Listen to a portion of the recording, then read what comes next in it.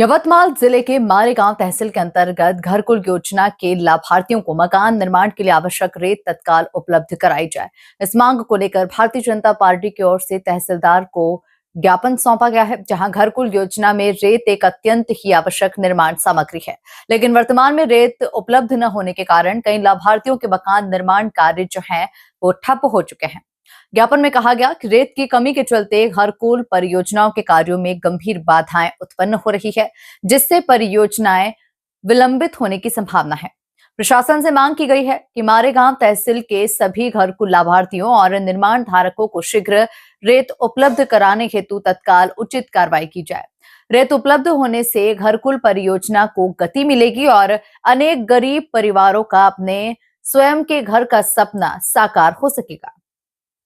इस beach Bhajpa ने चेतावनी दी है कि यदि आगामी 8 दिनों के भीतर घरकुल लाभार्थियों को रेत उपलब्ध नहीं कराई गई तो पार्टी की ओर से तीव्र आंदोलन किया जाएगा।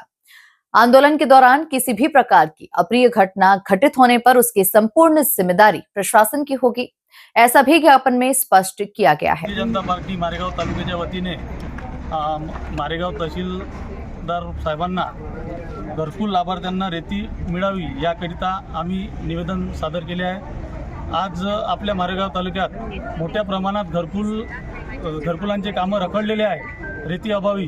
त्यामुळे आम्ही बीडीओ साहेबांना चर्चा केली आहे व तहसीलदार साहेबांना निवेदन दिलं आहे की येत्या 8 दिवसात घरकुल लाभार्थ्यांना रेती मिळाली पाहिजे आणि जे काही शासनाची मोफत रेती आहे त्या मोफत रेतीचा लाभ झाला पाहिजे, याकरता आम्ही सर्व भारतीय जनता पार्टीच्या वतीने निवेदन सादर केले।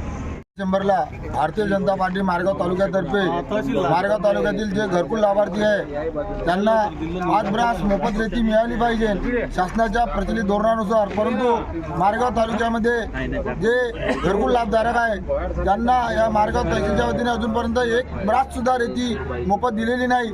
त्यामुळे आम्ही आज तहसीलदार साहेब मारेगाव यांना भारतीय जनता पक्षाच्या वतीने घरकुल लाभार्थ्यांना मोफत रेती मिळाली पाहिजे असे निवेदन दिले आणि येत्या 8 दिवसात जर या घरकुल लाभार्थ्यांना 5 ब्रास रेती मोफत मिळाली नाही तर तीव्र स्वरूपाचे आंदोलन करण्यात येईल व याची सर्व जबाबदारी तहसीलदार मारेगाव यांच्यावर राहील।